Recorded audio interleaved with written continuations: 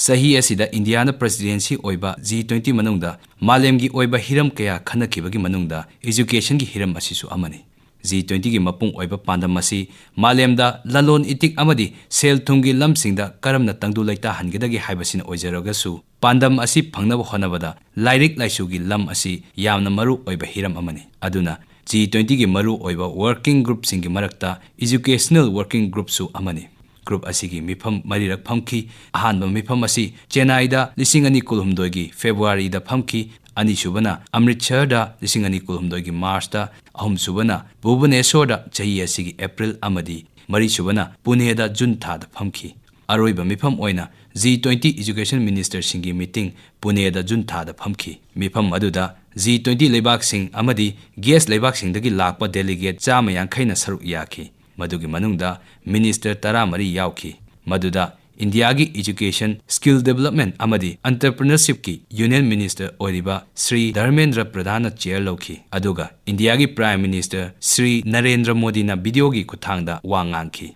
Mifam aduda tongan ba education ga mari lainaba wafam kaya khanaki. Mifam aduda India gi Presidency na masak takpa maru oina laugadaba wafam mari mak yanaki. G20 gi aroiba Delhi yana cheda education gi matangda thamliba wafam asi mifam mangarak phamduna mathang khanaraba matungda pukhalakpani. Education gi matangda ekhoina yengba yaribasi mipung khudimakta education gi yumpham ama phanghanba haibasini. Wafam asimak asi kuptharakpa matamda nupa nupi chahi sel thungi thak manadaba class amadi atai samaj ki oiba phibamsing asi yauna yengba changlai. Aduna G20 leibak khudimakta Pumnamak tasin khomjinba education ama piba amadi piriba education adu quality leiba education ohenba haibasini adugi su mathakta education haibasi supnatagi academic ki oibata natana punsigi hiram khudimakta training piba amadi tungda orekadaba malemgi phibamda sasin hangadaba skill amadi vocational training sing piba haibasi mathau tarai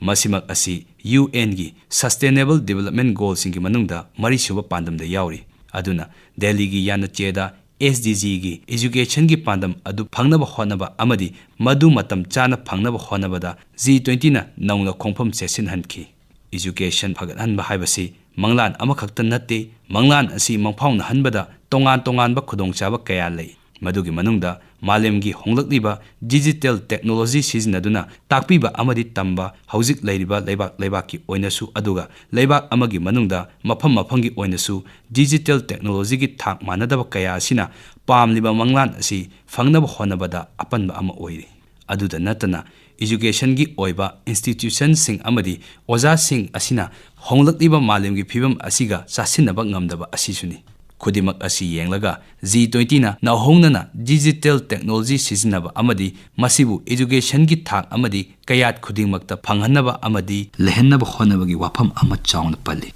G20 leibak singna education gi matangda hanagi khongphamdagi hena chesinna thamliba wafam amadi vulnerable fibam singda leiriba miyoi sing yauna mipung khudingmakta haising hanba honglakliba fibamda masagi haisingba adu amukka chasinna hanba amadi haisingba adu awangba thak amada yahonnaba honaba haibasigi damakta punsi chupat tamba amadi tamduna lehenba haibasigi maru aiba wafam ama palliba asini leibak sing asigi lusingba sing asina wafam asi yanaduna malemgi oina thamliba SDG gi pandam sing adu phangnaba honabada amukka hena khongpham sesinki education amadi masigi poram thabakta onthokadoriba si oja singnani Oja singi magun amadi makhoigi takpi tambibagi environment asi yamnamak tangai phadi haibasi G20 gi mifam amadi khanakhibagi paringda mapung oiba wafam oiki Oja singi capacity building amadi leibak maselgi marakta amaga sathok sasin tauna halaga makhoigi thabakta hena machin tumhannaba honagadabani haibasi apunmana yanaba wafam ama oiki G20 gi member khudimna yanakiba wafam singi marakta miyoibagi capital sakhot hanba haiba asisuni Capital asina malemgi chawkhatpa amadi masina hiram khudimakta achauba thaudang ama laugadoribani capital asibu semgatnaba honabada magul laina tambiba haisingba amadi academy gi oiba khulai kaya changi aduna education gi oiba institution singi marakta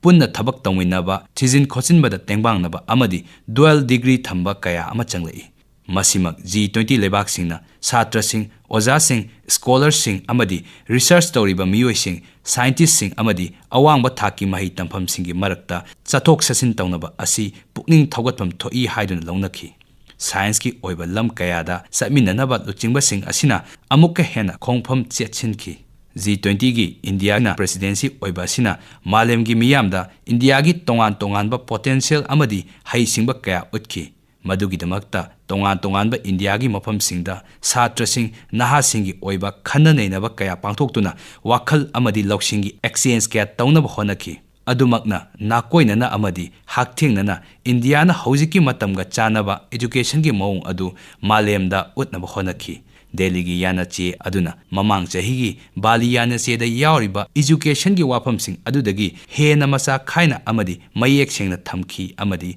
ꯊꯕꯛꯇ ꯎꯠꯊꯣꯛꯈꯤ꯫ SDGꯒ ꯁꯝꯅꯕ ꯋꯥꯐꯝ ꯑꯣꯏꯕꯅꯤꯅ ꯑꯦꯖꯨꯀꯦꯁꯟꯒꯤ ꯋꯥꯐꯝ ꯑꯁꯤ ꯑꯩꯈꯣꯏꯅ G20ꯅ ꯂꯧꯔꯤꯕ ꯐꯤꯔꯦꯞ ꯑꯁꯤ ꯆꯦꯠꯁꯤꯟꯅ ꯑꯃꯗꯤ ꯃꯁꯤꯒꯤ ꯋꯥꯡꯃꯗꯁꯨ ꯌꯦꯡꯕ ꯆꯪꯏ꯫ ꯃꯥꯂꯦꯝꯒꯤ ꯃꯐꯝ ꯈꯨꯗꯤꯡꯃꯛꯇ ꯂꯩꯔꯤꯕ ꯈꯦꯠꯅꯕ ꯐꯤꯚꯝꯁꯤꯡ ꯑꯃꯗꯤ ꯂꯩꯕꯥꯛꯁꯤꯡꯗꯨꯒꯤ ꯃꯅꯨꯡꯗ ꯂꯩꯔꯤꯕ ꯃꯐꯝꯒꯤ ꯈꯦꯠꯅꯕ ꯀꯌꯥꯁꯨ ꯌꯦꯡꯂꯒ ꯄꯨꯝꯅꯃꯛꯀꯤꯁꯨ ꯑꯣꯏꯕ ꯑꯗꯨꯒ ꯃꯐꯝꯗꯨꯒ ꯆꯥꯟꯅꯕ ꯑꯦꯖꯨꯀꯦꯁꯟꯒꯤ ꯗꯥꯕꯤ ꯈꯨꯗꯤꯡꯃꯛ ꯌꯦꯡꯁꯤꯟꯕ ꯆꯪꯏ꯫